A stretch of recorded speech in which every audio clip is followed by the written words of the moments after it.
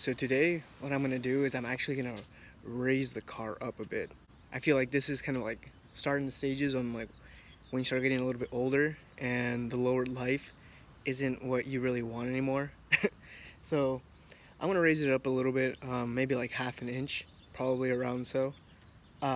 Just because like, I don't know, it doesn't scrape on anything really. If there's a very steep incline, it might scrape.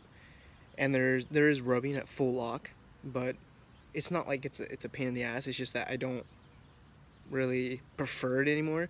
And plus, I'm gonna get some 18x9s, 9.5s eventually, and they're gonna have to go up regardless. So I'd rather just do it now. Let me show you how it looks right now. So right now, this is about the height that it's at. I don't know if it translates into video, but I mean it's not super low. I mean, granted, all the cars that I've been to were almost like scraping frame. We're tucking tire just a little bit. There's about less than, I can't even stick my finger in there. Yeah, so I can't even stick my finger in there. That's how much we're playing with right now. But yeah, like I said, I can go over speed bumps easily, believe it or not, and I don't have an issue, but kind of like over it. So you know, they're adjustable coils, so that's what they're made for. So like I said, I'm gonna go about half an inch higher, and hopefully it clears out. So yeah. Simplistic on what you're gonna need. Obviously, you're gonna need a jack to raise your car up.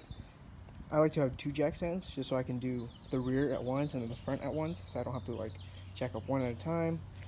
I'm a big believer on torquing down your wheels. Yeah, it's a Harbor Freight torque wrench, but it's honestly better than nothing. I have a flip socket also from Harbor Freight. I've had this for about, I want to say either 4 to 5.5 years, and it's worked well. It's a 19 to a 21 flip. You got your breaker bars so you can break the wheels, and then you got your little spanner wrenches so you can loosen the lock ring for your coils, and then you can just raise or drop it.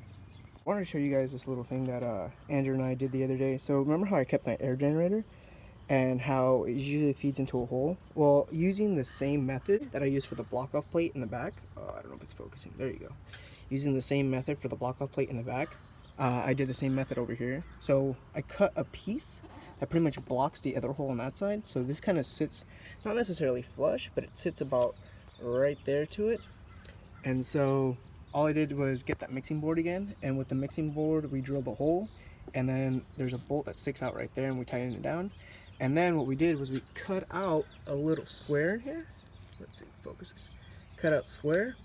That way, like I said, I'm still gonna try to block this off a little bit more, but that way, with this hole here, when the air's forcing its way through, it's not flowing anywhere, and it kind of has to like bounce back a little bit, or just flow through it.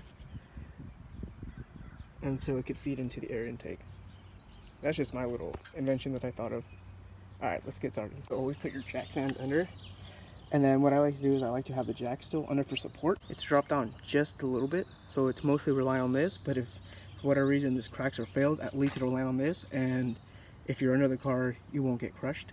The whole point to have jack stands is the opposite. So if this fails and there's nothing to stop the car from dropping down, you'll get crushed. But I like to use it vice versa, just in case for whatever reason these fail. This will hold on to it just for at least that split second so I can get my head or whatever I need to out of there. We're going to loosen these lug nuts. They're 19 mils, and then we'll get onto the coil. But for the front, it's not going to be the same, so you want to break the lug nuts. And what I mean by break, I mean just like do the initial loosen first, and then raise the front, and then remove the lug nuts, because if you try to remove the lug nuts while it's in the air, it's just going to keep spinning the wheel. Now there's 2 locking collars, this one and this one right here. This one is just for preload. Alright, so I'm going to crack this open, and then when I crack this open, just go up a little bit, and because we're raising it, you should start getting more threads coming out from the bottom. Once it's to the length that you want it, then you just snug it back up. Personally didn't bring any type of measuring tool, but I'm pretty archaic when it comes to it. So I'm using my flip socket as my measurement. So about right there to about right there. That's how much gap I want on all 4 sides. See how some of that is? Yep. I think before it was probably about right there. So I dropped it quite a bit, or I raised it quite a bit.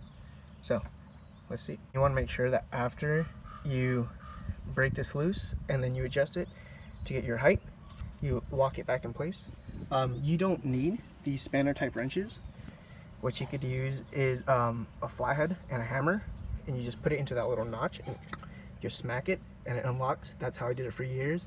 But I just ended up keeping these spanners for whatever reason, and because they're brand new coils, for the most part, man, they're all pretty used up. I had a bad alignment at first, so I had a tire rubbing here, so that's why you see that kind of mark, and you see kind of like tire on there. But then I got my alignment done like a day or so after. It was pretty bad. One side was about like negative 0.5, which is pretty good, and then this side was like negative 3.2 or some shit. Because these coils did come with a slotted hole right here. So in the original OEM, they're just two locking bolts, but the aftermarket ones, these ones have a slot, and so I didn't think about it, and it was like pushed all the way that way, which means that the tire was like all the way cambered out. I don't think it was to the max, but still enough to chew some of that tire out. So that's what you see about what showed this grime. You probably won't see it on the other side when I pull it off. I'm gonna do it in a star pattern. So you're gonna start here, here, here, here, here, and then I like to start back where I began. Now you only need one click. You know, you see those people click and then they double click. Nah, all you need is that one click. Good. Good. Good. Good. And then you want to make sure that it didn't lose its torque over here.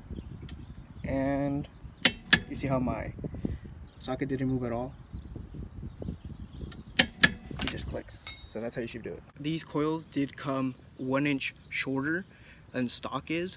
So me raising it, actually I'm going to take off this wheel so I can see how much it's actually going up, because I didn't measure the other one and I kind of just like free-handed it.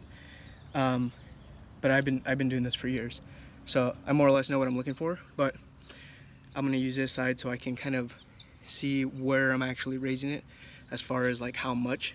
But again, even if I were to max out these coils in height, it's still gonna be an inch lower than it was from OEM. A little trick you can use when you're trying to loosen these up, it's gonna fight gravity, or gravity's gonna take hold and it's gonna push against these lug nuts. And a lot of times you're gonna like struggle trying to turn them. So what you wanna do is you wanna get your knee, you wanna push it against the wheel. You push it against the wheel, like you could just do it by hand very, very easily, and you won't have an issue with all of them, because you're kind of keeping that pressure. If you need to apply a little bit more pressure, maybe from a different angle, maybe down here, like this, and there you go. See, now it's just spinning freely. So as long as you apply your knee to either the corner or the bottom of the tire, it's a lot easier to pull out the lug nuts. Whereas like right now, I kind of have to like fight the wheel and fight the pressure. You see how it's kind of like notching in. Again, if I apply pressure to the side, easy. Like I could just use 2 fingers to pull it off. Do you remember how much like crap there was on the other one? And that was because of the bad alignment. See how this side was like negative 0.5. So you see like no abrasions whatsoever on the locking collar or the preload adjustment or the actual spring itself. So yeah, that was just bad alignment there. So make sure to always get your alignment done. Alright, so this is how much I have right now. This is how much I'm playing with. Let me get my little instrument to measure it up. So yeah, so I'm raising it by maybe like 1/4 of an inch. Yeah, around so. Because I want this bottom of the socket to land on top of that locking collar. And it's not that I don't like how it looks. I think it looks great. Even though I only have like barely a finger of gap between the quarter panel and the wheel, like there wasn't any rubbing on the tire. I can show you the tire right now. There wasn't any rubbing. There is no rubbing. Like when I'm driving, you don't constantly hear, you know, as I'm driving.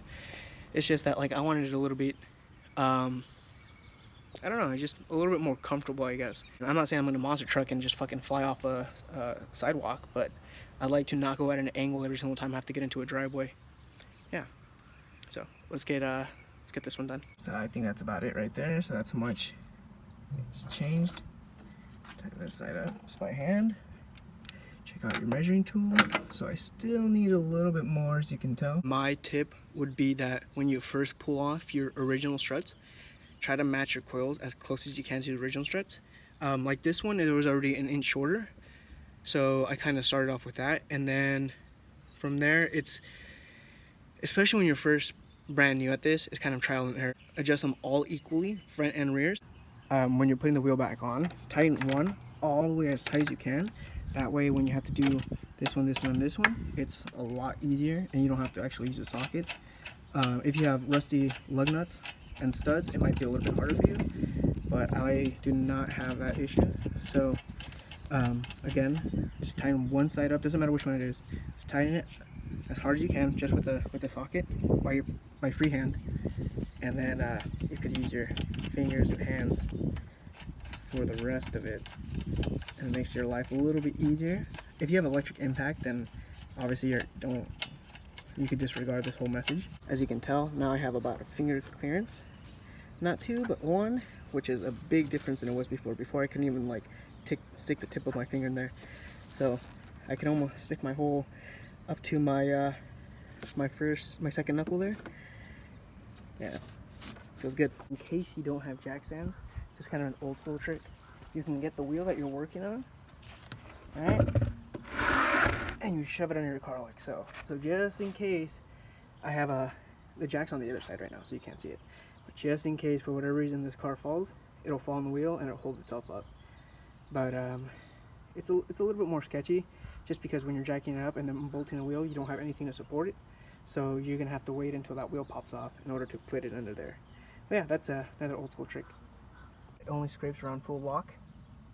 Look at that. This is already the damage that it's taken, and I only scrape in full lock. Yeah, so think about that. And I've only had these clothes on for about maybe 3 weeks, and I've only driven the car maybe 4 times. This is what happens. So yeah, and granted, this is just a plastic shield right here. This is all plastic, so nothing's really getting damaged, but just be aware that just because you only hear it from time to time doesn't mean that it's not doing any damage. Alright, cool. So I raised these ones up. They're a little bit shorter than the ones in the rear. I raised the car about 1/2 inch. It's really not noticeable, so that's why I didn't bother filming it when it was done, because it was already as more or less low as it was before. I was tucking a pretty good amount of tire before, and now it's just kind of like right at the tire. I'm really happy with it. After I went on a test drive, like, I didn't realize that I was scraping on some points. Not the actual like bottom of the car, but like the tires were like rubbing and all that stuff. So after my test drive, I was like going over obviously the streets near my house, and I was like just full throttle, just going over these things, and like I wasn't feeling anything. It was really, really nice to like feel comfortable. And then when I was going like up my driveway and then like over the speed bumps to my parking spot, it's like nothing. Like I was just going normal, and there was no clangs, there was no rubbing, there was nothing. So I'm really happy with it.